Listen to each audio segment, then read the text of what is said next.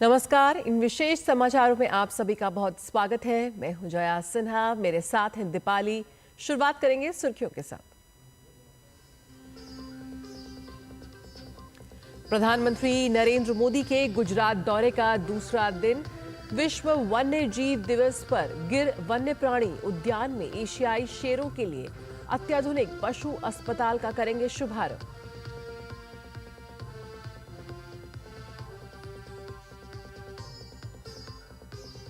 महायुति में मतभेद की खबरें झूठी। संयुक्त प्रेस कॉन्फ्रेंस में महाराष्ट्र के तीनों नेताओं ने किसी भी तरह के विवाद की खबरों को किया दरकिनार। आज से शुरू हो रहा है विधानसभा का बजट सत्र।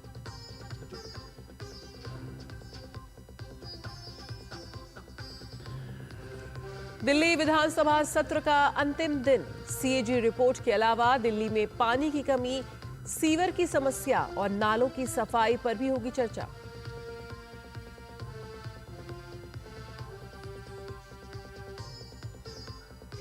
यूक्रेन पर यूरोपीय देशों की लंदन में हुई अहम बैठक। सभी देशों ने यूक्रेन की सुरक्षा और संप्रभुता की रक्षा के प्रति जताई प्रतिबद्धता। जेलेंस्की का अमेरिका के साथ खनिज समझौते के प्रति सकारात्मक रुख।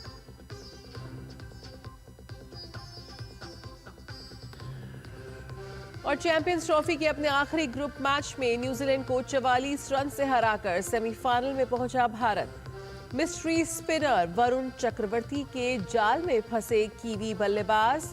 कल ऑस्ट्रेलिया के खिलाफ होगा भारत का सेमीफाइनल मुकाबला।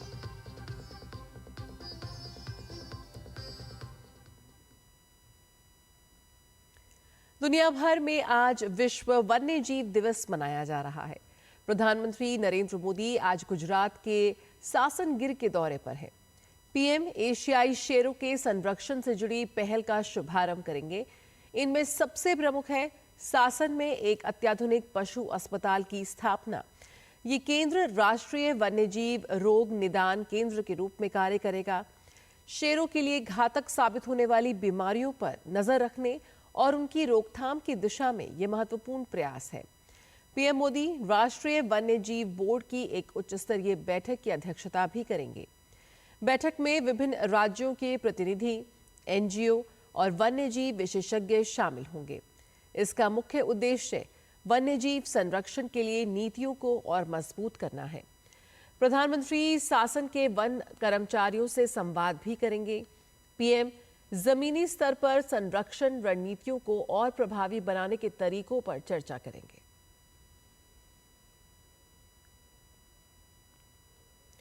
केंद्रीय गृह और सहकारिता मंत्री अमित शाह आज दिल्ली में डेयरी क्षेत्र में सस्टेनेबिलिटी और सर्कुलरिटी पर कार्यशाला का उद्घाटन करेंगे। कार्यशाला में सहकारिता मंत्रालय और मत्स्य पालन, पशुपालन और डेयरी मंत्रालय की नीतियों और पहलों पर ध्यान केंद्रित किया जाएगा। इसका उद्देश्य डेयरी फार्मिंग में साधारणीयता के साथ आर्थिक विकास सुनिश्चित करते हुए पर्यावरण की सुरक्षा सुनिश्चित करना। इस कार्यशाला में कई राज्यों में बायोगैस संयंत्रों की स्थापना के लिए समझौता ज्ञापन पर हस्ताक्षर भी किए जाएंगे। डेयरी फार्मिंग में पर्यावरण के प्रति जिम्मेदार प्रथाओं को बढ़ावा देने के उद्देश्य से व्यापक दिशा निर्देश जारी किए जाएंगे। साथ ही राष्ट्रीय डेयरी विकास बोर्ड की बड़े पैमाने पर बायोगैस सीबीजी परियोजनाओं और सस्टेन प्लस परियोजना के तहत नई वित्तपोषण पहल की जाएगी।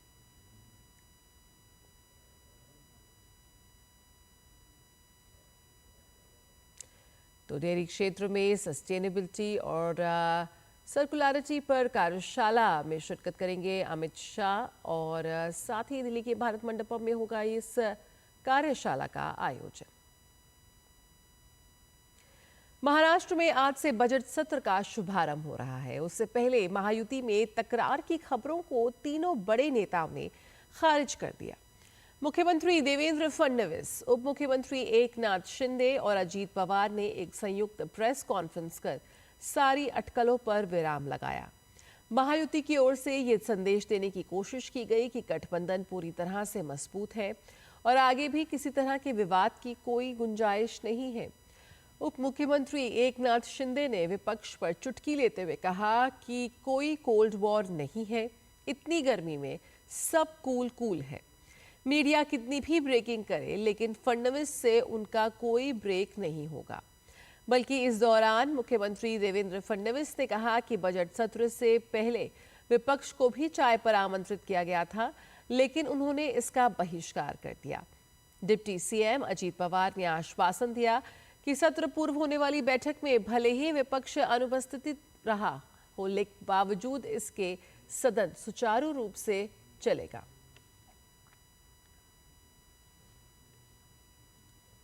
दिल्ली विधानसभा सत्र का आज अंतिम दिन है। आज फिर से सदन में सीएजी रिपोर्ट पर चर्चा होगी। ये रिपोर्ट दिल्ली सरकार के तहत सार्वजनिक स्वास्थ्य बुनियादी ढांचे और स्वास्थ्य सेवाओं के प्रबंधन पर प्रदर्शन ऑडिट है, जो 2016-17 से 2021 और 22 की अवधि को कवर करती है। इस रिपोर्ट में कोविड के दौरान निधियों का कम उपयोग, परियोजनाओं में देरी और अस्पतालों में दवाओं और स्टाफ की कमी की बात सामने आई है। रिपोर्ट में यह भी बताया गया है कि पिछले सरकार ने कोविड के दौरान केंद्र से प्राप्त 788 करोड़ रुपए में से केवल 543 करोड़ रुपए का ही उपयोग किया।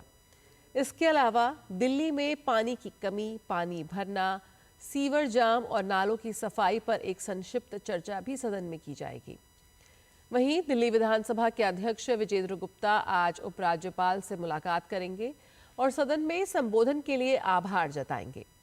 विधानसभा में पहले ही एक प्रस्ताव पारित किया जा चुका है, जिसमें उपराज्यपाल के अभिभाषण की सराहना की गई है। दिल्ली सरकार में मंत्री कपिल मिश्रा ने रविवार देर रात दिल्ली के खजूरी चौक पर सड़क सुदृढ़ीकरण कार्य का निरीक्षण किया।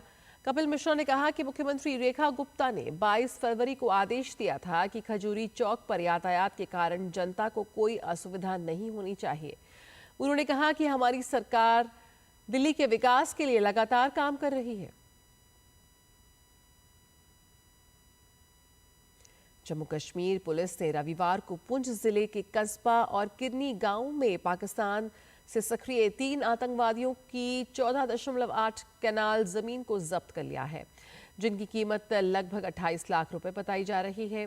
ये जमीन नजबुद्दीन मोहम्मद लतीफ और मोहम्मद बशीर उर्फ टिक्का खान की है, जो पाकिस्तान अधिकृत कश्मीर भाग गए हैं और पुंछ और जम्मू कश्मीर के अन्य हिस्सों में आतंकवाद को बढ़ावा देने, शांति भंग करने और सामाजिक सद्भाव को खतरे में डालने में सक्रिय रूप से लगे हुए हैं।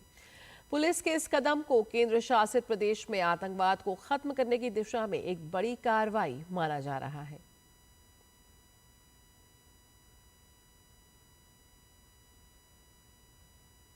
और उत्तराखंड के चमोली में हिमस्खलन में फंसे लोगों का सर्च ऑपरेशन कल पूरा हुआ। सेना की ओर से सर्च ऑपरेशन में सभी श्रमिकों को बाहर निकाल लिया गया। 54 में से 46 मजदूरों को सुरक्षित निकाला गया, जबकि 8 मजदूरों की मौत हो गई। इन मजदूरों के लिए बर्फीला तूफान काल बनकर आया, लेकिन खबर मिलते ही पूरा प्रशासनिक अमला अलर्ट हो गया। इन्हें सुरक्षित बाहर निकालने के लिए सेना, आईटीबीपी, बीआरओ, एसडीआरएफ के साथ एनडीआरएफ के सैकड़ों जवान युद्ध स्तर पर जुटे गए।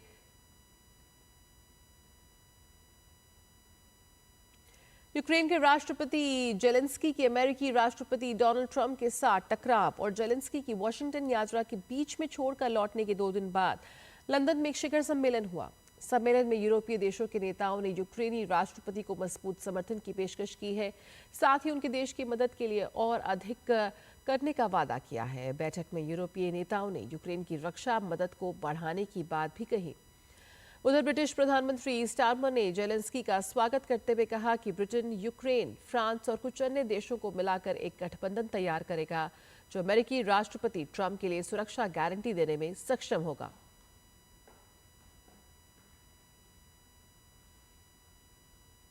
बात चैंपियंस ट्रॉफी की, तो उसका आखिरी लीग मुकाबला भारत और न्यूजीलैंड के बीच खेला जाएगा।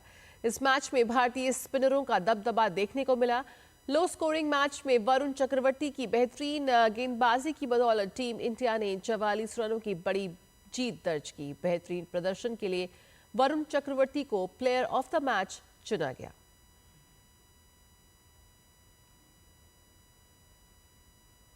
इन विशेष समाचारों में इतना ही। मुझे और दीपाली को दीजिए इजाजत। नमस्कार।